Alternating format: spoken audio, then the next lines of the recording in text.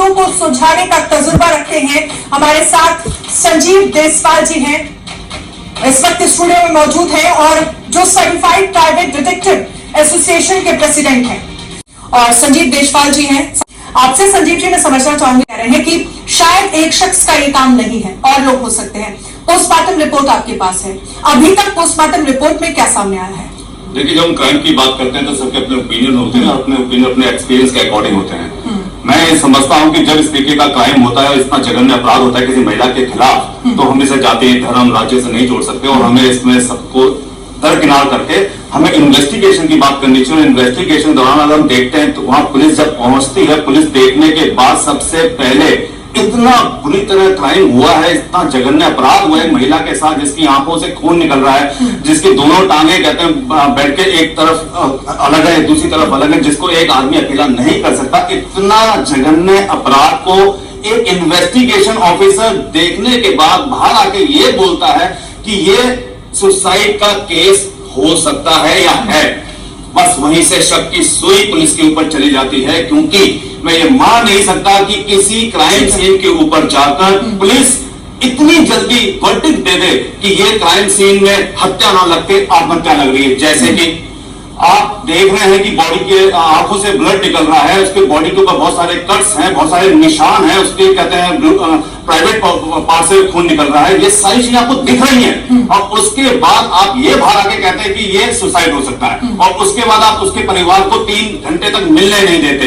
ये और ऐसा नहीं हो सकता कि जब इतना बड़ा जघन्य अपराध हुआ हो उस कंडीशन में वो लेडी बिल्कुल चिल्लाई ना हो, उसको कोई ऐसा इंजेक्ट तो नहीं किया गया होगा कि वो बिल्कुल चुप रह गई होगी, तो जरूर वो चिल्लाई होगी, वहां पे लोगों ने आवाजें सुनी होंगी, कोई लोग उसके सामने आगे नहीं आए। मुझे ऐसा लगता है कि ये सारी बहुत बड़ी साजिश है और साजिश के पीछे बहुत लोग हो सकते हैं, क्योंकि इतना जघन्य अपराध, एक 5 फुट 4 इंच का आदमी 67 केजी उसका वेट है, एक लेडी को वो हर तरीके से प्रेशराइज कर लेगा और इतना ब्रूटल करके उसके साथ क्राइम करेगा और किसी को पता नहीं चलेगा, अकेला नहीं, ये इम्पॉसिबल लगता है। ठीक है, आप ये कह रहे हैं कि अकेला इस तरह की वारदात अंजाम जो है, मैं अपने आप को बचाने की कोशिश करूंगा, तो यहाँ पर ये चीज एकदम पीछे की तरफ आ रही है इन केस, तो ये इसको ऊपर प्रेशर पड़ रहा है, राइट सर? देखिए, बॉडी का जो पार्ट होता है कॉलर बोन, अगर एक्चुअली कॉलर बोन अगर किसी की ब्रेक हो गई है तो वो बॉडी अनकॉन्शियस हो जाएगी, इसमें कोई दो राय नहीं। और अनकॉन्शियस बॉडी के साथ बहुत कुछ किया जा सकता है, ये भी समझने वाली बात है। अब मैं इसे पुल करता हूं, मैं खींचता हूं या पुल करता हूं, इसके साथ कोई भी प्रेशराइज करता हूं, तो अगर पुल करता हूं तो हो सकता है कि ये बॉडी गिरी और वहां पे जो बेड है, बेड ज्यादातर जो होते हैं उसके आयरन बॉडी होती है, जो कहते हैं हॉस्पिटल के बेड होते हैं उनके आयरन बॉडी होती है। हो सकता है कि उसने नशा किया और तब बहुत ज्यादा प्रेशर दिया और प्रेशर देने की वजह से बॉडी गिरी हो, बॉडी की वजह से ये जो कॉलर बोन टूटी, क्योंकि आदमी अकेला कॉलर बोन तोड़ दे उसके लिए इतना ताकत उस आदमी में मुझे नजर नहीं आती। अब मैं चाहूंगी कि आप संजीव जी इस पर जवाब दें कि क्या इसे पूरी तरह से खारिज किया जा सकता है कि गैंगरेप नहीं हुआ है, क्योंकि आप कह रहे हैं बार बार जिस तरह से कॉलर बोन तोड़ी गई, ये किसी एक आदमी का काम नहीं हो सकता। 5.4 इंच जिसकी हाइट है वो कम से कम इतना नहीं कर सकता। देखिए, प्राइमा फेस है, जब आप इस क्राइम को सीन पे जाके देखते हैं, क्राइम सीन को देखते हैं, तो आपको साफ दिखता है कि जिस तरीके से उस लेडी के साथ इतने दुर्दांत तरीके से इतना कहते हैं हत्याकांड किया गया, वो अकेला आदमी नहीं कर सकता है। और जब बात आती है कि क्या और लोग हो सकते हैं, तो ये जो पुलिस की इन्वेस्टिगेशन थ्योरी, जब आप उसको डे 1 से देखते हैं तो इन्वेस्टिगेशन थ्योरी अपने आप में बहुत सारे शक पैदा करती है। वो शक पैदा इसलिए करती है कि जो उनका पुलिस करने का काम तरीका था वो अपने आप में इतना सस्पिशियस है कि वहां पे सीसीटीवी का टूटना, पब्लिक का आना, पब्लिक का हॉस्पिटल को तोड़ना, हॉस्पिटल के साथ सीसीटीवी क्यों तोड़ा? सबसे अगर आप सीसीटीवी क्यों तोड़ेंगे? सीसीटीवी तोड़ेंगे क्योंकि आप वहां पे हर तरीके के एविडेंस को टेम्पर कर रहे हैं। और जब पुलिस ये बोलती कि सुसाइड का केस है और सुसाइड का केस बोलते हुए 4 दिन 5 दिन ममता जी ये कहती है कि हम ये बात, थोड़ा सा हमें टाइम दीजिए, पुलिस को टाइम दीजिए, उसके बाद हम ये इन्वेस्टिगेशन सीबीआई को देंगे। क्यों? ये 7 दिन आप क्या आपको किसने बनाया? कहते सीएम, आपको पब्लिक ने बनाया। पब्लिक क्या चाहती है? पुलिस से लेकर सीबीआई को भेज दिया जाए। क्यों चाहती है? क्योंकि पहले दिन जब आप इन्वेस्टिगेशन करते हैं और इन्वेस्टिगेशन में पहले दिन आप बोलते हैं कि ये सुसाइड का केस है, जो कि साफ वहां के डॉक्टर्स को साफ दिख रहा है कि ये मर्डर का केस है, तो वहां शक पैदा होता है। जब शक पैदा होता है तो इससे साफ पता लगता है कि कई लोगों को बचाने के लिए क्या एक संजय राय जो हो सकता है वो क्रिमिनल हो और हो सकता है कि वो एक बलि का बकरा हो। क्यों? क्योंकि उसके खिलाफ क्या एविडेंस है? उसके खिलाफ एविडेंस है कि उसके काम में एक ब्लड था, बर्ड था, वो गिरा हुआ मिला, उसके मोबाइल के अंदर पोर्नोग्राफी थी। देखिए हमें समझना पड़ेगा, जब हम क्राइम सीन पे जाते हैं तो सबसे ज्यादा इंपॉर्टेंट क्या है, 24 घंटे से लेकर 48 घंटे वहां पे जितने भी सबूत है, जितने भी एविडेंस है, उनको कलेक्ट करना। जब उन्हीं को कलेक्ट करने वाले उसी को टेम्पर करने लग जाए, तो उसी पर शक पैदा हो जाए, तो उसके बाद होगा क्या। अब बात आती है कि क्या हमारे पास ऐसे अपराधियों के लिए, क्या इस पूरे वाले इस केस के अंदर जो कोलकाता में डॉक्टर की हत्या हुई है, क्या कोई कॉन्क्रीट एविडेंस है? यस, हमारे पास एक कॉन्क्रीट एविडेंस है, जिस कॉन्क्रीट एविडेंस के बिहाफ पे हम ये बता सकते हैं और उनको अंजाम तक पहुंचा सकते हैं, चाहे वो एक अपराधी हो चाहे ज्यादा अपराधी हो। इसके लिए मुझे आपको समय देना पड़ेगा, क्योंकि ये एक लंबा दायरा है जिसमें मुझे समझाना पड़ेगा कि कॉन्क्रीट एविडेंस है क्या।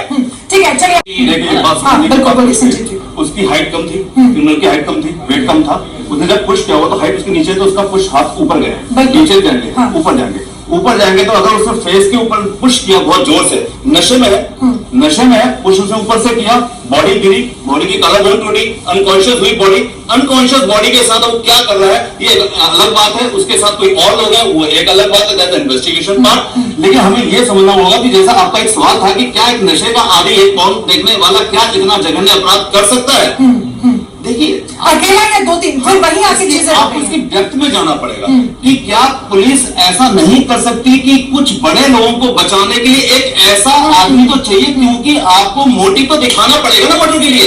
सिविल मर्डर का कोई मोटिव तो होता है। यहाँ पे मोटिव क्या लेके आएंगे? मोटिव लेके आए एक नशेड़ी, एक पोर्नो देखने वाला, एक बैकग्राउंड इसका जिसका बहुत गंदा था, बहुत गलत था, क्रिमिनल ग्राउंड था, वही रहता था। ये सारा का सारा एक बहुत शानदार कहते हैं